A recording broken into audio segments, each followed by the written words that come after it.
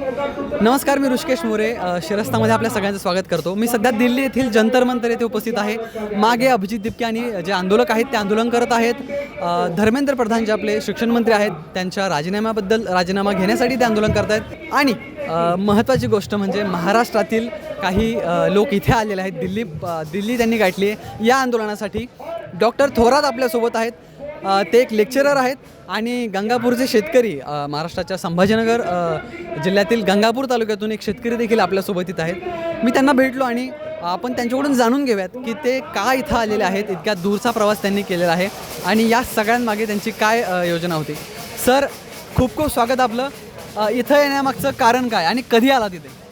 इथं मी काल सकाळी आलो. मुंबईमध्ये म्हणजे रिझर्वेशन करून सकाळी आलो. तर इथून 9 वाजता आल्यानंतर मग परत गेलो की 1 वाजता प्रोग्राम आहे म्हणून. मग 1 वाजता पुन्हा आलो. प्रथम मी ते संग्रहालयाला पाहायला गेलो, बाबासाहेब आंबेडकरांचं तिथं पाहायला गेलो. नंतर इथं आलो.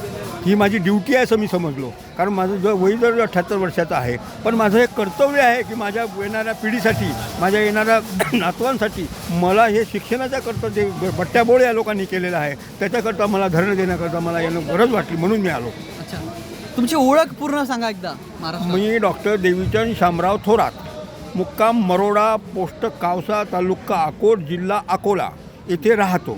तिथं माझ्याकडे शेती. आता मी रिटायरमेंट झालेला आहो. मी मेडिकल ऑफिसर होतो, डॉक्टर होतो आणि कॉलेजला लेक्चरर म्हणून रिटायर झालो. तर मागच्या 18-19 वर्षापासून मी पेन्शनर आहे आणि मी समाजसेवाचं मला अंग आहे. मलाही सांगा की इथं आता तुम्ही आलात, इथं कालपासून म्हणजे तुम्ही बघताय इथे काय काय झालं, काय काय अनुभवलं तुम्ही? आणि इथं धरणाचा कार्यक्रम इतका शिस्तबद्ध झालेला आहे. इथले तरुण मुली आणि मुलं पाहून मला एवढा आनंद झाला की यांच्यामध्ये किती शिस्तबद्ध आहे. महात्मा गांधी ज्याप्रमाणे सत्याग्रह करत होते त्याचप्रमाणे इथली मुलंसुद्धा करत आहेत. या तरुणांमध्ये एवढी शांतता आणि सहनशीलता पाहून मला खूपच गर्व वाटला. हे खरोखरच बाबासाहेब आंबेडकरांचे आणि महात्मा गांधीचे सुपुत्र आहेत, नातू आहेत असं मला गर्व वाटून राहिला याचा. कालपासून तुम्ही काय काय बघितलं इथे, काय काय झालं, पोलिसांची कशी कालपासून तर खूप मजा वाटली. त्यांनी जेव्हा 1 वाजता प्रोग्राम सुरू झाला तर प्रत्येकाचं चेकिंग करण्यात आलं. ते खूप चांगलं काम केलं. त्यांनी त्यांची ड्युटी चांगलीच केलेली आहे. परंतु जसं आपला 5:30 वाजत होते तर त्यांनी एकदम 500 ते 1000 ते 2000 पोलीस एकदम आपल्या सर्वांचा गराडा होता की लोकांच्यावर भीतीचं वातावरण तयार केलं. त्यामुळे अर्धे लोक निघून गेलेत. त्यामुळे अर्धे भीतीच्या वातावरण निघालं. पण बाकी मात्र जे होतं तर त्यामध्ये हे मुलं आणि मी स्वतः 10 वाजेपर्यंत होतो.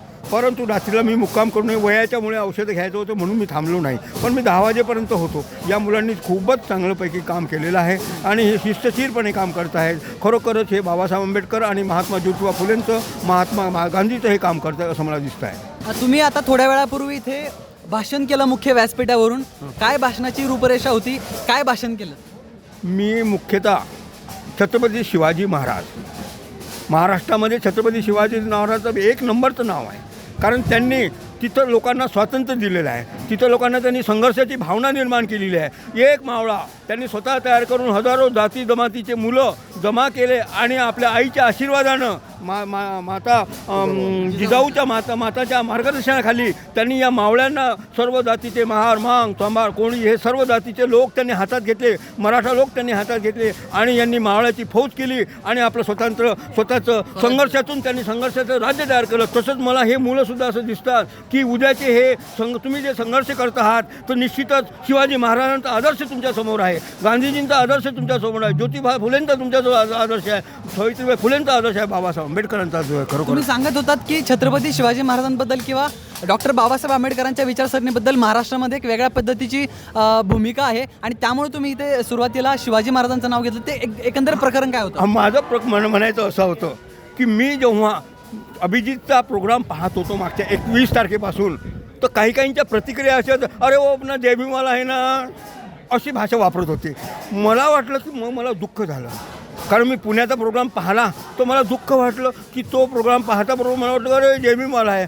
अरे जय भीमाला डॉक्टर बाबासाहेब आंबेडकरांनी एवढी मोठ्या घटना लिहून सर्वांकरता समता न्याय बंधुत्व दिलं आणि हा अभिजित सर्वांकरता काम करतो, एका जातीकरता काम करत नाही. हा सर्व मराठा, बुद्ध, मातंग, महार सर्व समाजाकरता काम करतं. इव्हन ब्राह्मणाकरता सुद्धा काम करत आहे. कारण हे जर छत्रपती शिवाजी महाराज जसं संघर्षाची भूमिका करून तर त्याचप्रमाणे हा अभिजित काम करतो आहे याचा मला गर्व आहे. आणि महाराष्ट्रामध्ये छत्रपती शिवाजी महाराजांचं नाव, माते जिजाऊचं नाव घेतल्याशिवाय पुढे काम करता येत नाही. मला या आपल्या सर्व लोकांना सांगायचं आहे, माझ्या बांधवांना सांगायचं आहे, सर्व जातीच्या बांधवांना सांगायचं आहे, कुणबी, मराठा, बौद्ध, मराठा, मातंग, सर्व संभार या लोकांना, मराठा लोकांना समजावून सांगायचं आहे, अरे हा अभिजित बाबासाहेबासारखं काम करत आहे, हा अभिजित महात्मा गांधीसारखं काम करत आहे, हा अभिजित ज्योतिबा फुलेंसारखं काम करत आहे, हा सर्व समावेशक काम करत आहे, एका जातीकरता काम करून नाही राहिला. हा तुमचंसुद्धा याच्यात भलं आहे. तुमचं आता ग्रामीण भागातल्या शाळा नष्ट झालेल्या आहेत, 1, 2, 4 मुलं आहेत.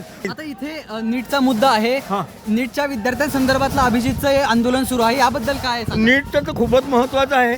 कारण का या नीटमधून बॅकडोर एंट्रीनं पास झालेले मुलं उद्या डॉक्टर होतील आणि मल्टी स्पेशालिटी हॉस्पिटल, लॉज आहेत किंवा जे हॉटेल्स आहेत त्याप्रमाणे मल्टी स्पेशालिटी हॉस्पिटल तयार होतील. आणि मल्टी स्पेशालिटी हॉस्पिटल तयार झाल्यानंतर गरिबाचा मुलगा स्वतंत्रपणे आपला व्यवसाय सुरू करणार नाही, MD MS झाल्यानंतर स्वतः सुरू करणार नाही. या लोकांच्या हाताखाली त्याला काम करावं लागेल. जसे अंबानीचे हॉस्पिटल आहेत, अडानीचे हॉस्पिटल आहेत, यांच्या हॉस्पिटलवर त्यांना काम करा, यांना स्वतंत्र काम करता येणार नाही. तुम्ही स्वतः सोबत आता पुस्तक आणले आहेत, काय पुस्तक आहेत मला सांगा एकदा. मी महात्मा ज्योतिबा फुलेंचं पुस्तक आणलं.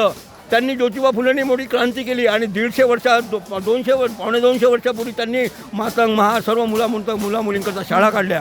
आणि दुसरं बाबासाहेब आंबेडकरांनी तर घटनाच दिलेली आपल्याला सर्व जगालाच माहीत आहे. त्या लोकांना का मंजूर नाही, बाबासाहेब आंबेडकर त्यांना का मंजूर नाही? कारण आम्हाला संत तुकाराम महाराजांची आठवण आपल्याला करून घ्यावं लागेल. कारण तुकारामांनी आपल्याला समतेचा धडा दिला. तुकाराम महाराजांनी सर्व सारखे आहे ते सांगितलं, परंतु त्यांनी हे जातीभेद करायला सांगितलं नाही. म्हणजे आपल्याला शिवाजी महाराज, संत तुकाराम, ह्या सुद्धा गाडगे महाराज, या सर्व लोकांना आपल्याला लक्षात घ्यावं लागेल की यांनी काम आपल्या करताच केलेलं आहे. बाबासाहेबासारखंच काम केलं आहे. महात्मा ज्योतिबा शेवटी माझ्याजवळ घटना पण आणली आहे. मी आज हिंदीमध्ये भारताची घटना संविधान विकत घेतलं. तुम्ही शेतकरी आहात, तुम्ही कुठून आला आहात आणि कशासाठी आलात ते सांगा. माझं नाव आहे ज्ञानेश्वर रघुनाथ थोरात. मी मुक्काम आंबेगाव, पोस्ट आसेगाव, तालुका गंगापूर, जिल्हा छत्रपती संभाजीनगर. मी याच्यासाठी आलो आहे, मी शेतकरी आहे. आमच्याकडे आता पाऊस नाही, या सरकारनं पाऊस पण येऊन देईना, इतकी बेहात झाली आहे. आता दुष्काळाची छायात आहे आपण. आता पाऊस आपल्याकडे 1 महिना झाला असता पाऊस येऊन, तर आता पाऊस पण नाही. आणि हे सरकारनं हे जे नेटचे पेपर आहे, तर जे आपण ज्याला आजचे मुलं उद्याचे कार्यकर्ता असतात, तर मग हे परीक्षामध्ये जो पेपर फुटला तर तो पेपर फुटायला नाही पाहिजे. ज्या मुलांना 12 घंटे अभ्यास करून परीक्षा दिली त्याचा नाही हा उपयोग. ज्यांना पैसे देऊन पेपर घेतला त्याचा उपयोग होऊ शकतो याच्यात. तर याच्यामुळं ही अशी परीक्षा आजच्यामुळं आपला भारत देश व्यवस्थित चालू शकत नाही संविधानाप्रमाणे.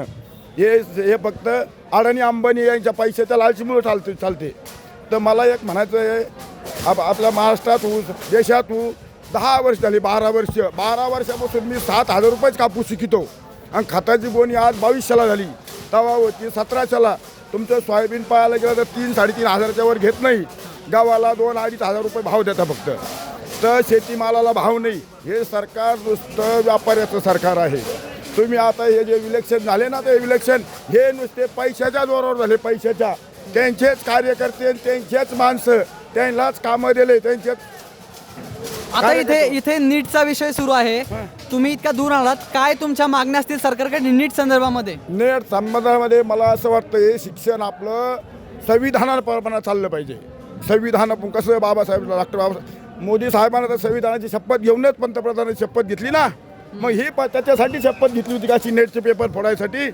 तर मग धर्मेंद्र प्रधानचा राजीनामा द्यावा, शिक्षण व्यवस्था व्यवस्थित करावी, हीच आमची इच्छा आहे. आता इथे आंदोलन सुरू आहे, पोलीस इथे आहेत, पण आता ते मागे हटायला तयार नाही आहेत. पोलीस त्यांना चेतावणी देत आहे, पण अभिजित इथेच आहे. तुम्ही किती वेळ थांबवली अभिजित त्यांच्यासोबत? आम्ही आता जोपर्यंत धर्मेंद्र प्रधानचा राजीनामा होत नाही तोपर्यंत आम्ही अभिजित जितके भाऊला सोडणार नाही. आम्ही तोपर्यंत इथेच थांबू. अच्छा, इतर जे पालक आहेत महाराष्ट्रातले आणि विद्यार्थी आहे त्यांना तुम्ही काय सांगाल? मी महाराष्ट्रातील सर्व पालकांना, शेतकऱ्यांना सांगू इच्छितो, आपण आता ही लढाई शेवटची लढाई. जशी जरांगे पाटलांना महाराष्ट्राचं सरकार हादरून टाकलं होतं, तसंच हे अभिजित जितके भाऊचं आहे. हे फक्त आपल्याला संविधानाप्रमाणे सगळं त्यांच्याकडून करून घेणं आहे. राजीनामा तर पहिला घेणं आहे.